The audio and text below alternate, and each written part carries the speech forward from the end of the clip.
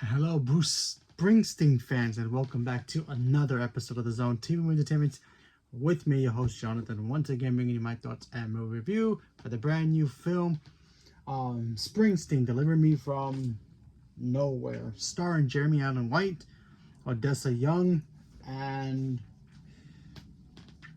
what's the actor's name? Jeremy Strong, and is directed by Scott Cooper.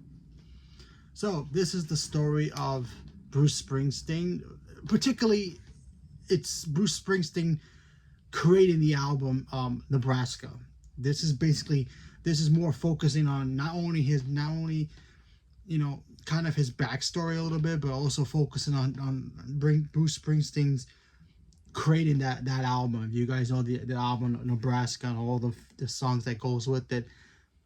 What a great album that album is, and you see the passion he had for it, and you see what he had to go through to get into that mental space to get to those songs, and also dealing with certain childhood trauma that he had as a kid, and dealing with depression as well, and just trying to be the best rock star that he can, obviously, because he was a rock star. He still is a rock star, and Bruce Springsteen, he's the GOAT. He's one of the best.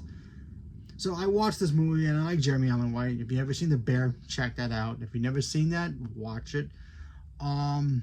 He's also in Shameless. That's where I first met Jeremy Allen White.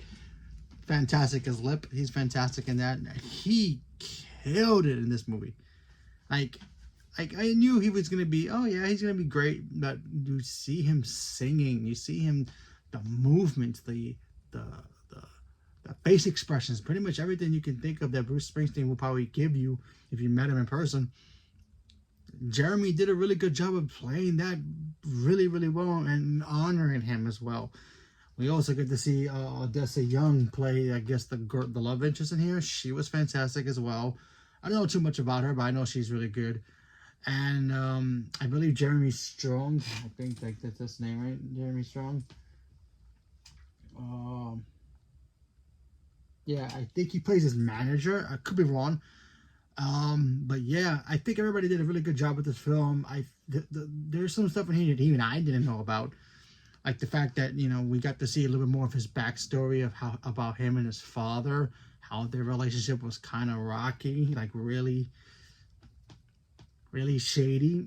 And when he was a kid growing, and then him dealing with that depression, and then him seeing him with his father now, and then him, I guess, patching that relationship into a comfortable setting for both people. So I thought that was very interesting. Again, him moving heaven and earth to try to get Nebraska to be what it is and what he wanted that song, because he thought when he first wrote Nebraska, and you see him write, and you see him in the movie throughout this, he's like, I got a masterpiece here, and he made sure that, like, listen, I don't want this to be touched. Don't touch this album. This album's gonna come out the way it is. His managers is like, yeah, we got you. And normally when you watch a movie, when you have, these artists or musicians, and sometimes they have these managers, sometimes you be like, are they going to be shady and screw him over? Or are they going to be there for him, for the artist, we've seen that with Elvis, and Elvis, when he had his manager, who was played by Tom Hanks, who got robbed out of the Oscar for that. He was shady. He used Elvis. Same thing with Freddie Mercury. Freddie Mercury had like a fanboy who became, his love interest, and also became his manager, and tried to screw him over and made him, try to go more solo against Queen. So, could have been here too. But Bruce Springsteen, his agent, was all about Bruce. It's like, whatever Bruce wants, we're gonna give it to him. I'm gonna make sure he gets it. He goes to the record. There's a scene in here. I'm not going to spoil too much about it. There's a scene in here where he's talking to the record company people. And what record company people, they're like, we love this, but maybe we should change a couple of things. His manager was like, Bruce wants here and here. A and B. He doesn't want A, B, C. He wants A and B only. That's what his manager did for him. And I thought that stuff was so cool. I was like, that's a cool manager. That's a manager who has his client's back, his brother's back in a way. So I was like, that's awesome. So yeah, I think they did a really good job. And like I said before, there was some stuff in here that even I didn't know about Bruce Springsteen. You know, I didn't know about his whole relationship, I guess, with his father. Even like I said, I'm not 100% sure that was 100% accurate, but still very, very fascinating. The stuff that how he wrote Nebraska, I thought that stuff was beautifully, you know, shown on screen. But yeah, I think, like, if I had to go back and if you were asking me, oh, what would you take out?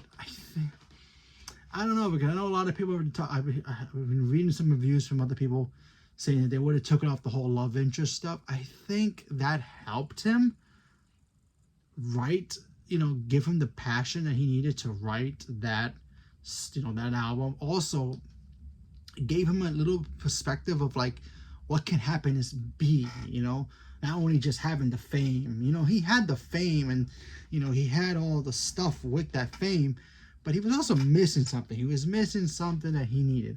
But it was also kind of, you know, with his trauma that he was dealing with, he was missing, he was holding himself back from having that happiness.